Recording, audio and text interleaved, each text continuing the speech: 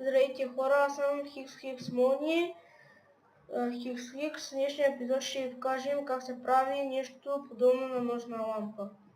Взимате камък, ръчка и червенокаменна факла.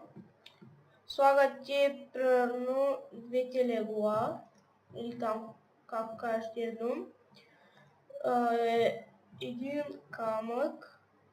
Върху нея слагате червенокаменната факла, слагате една ръчка.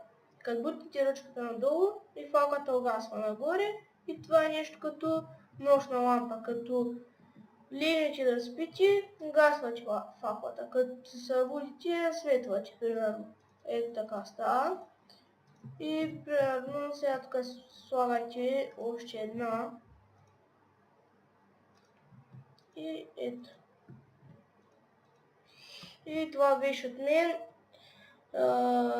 Аз бях Мони.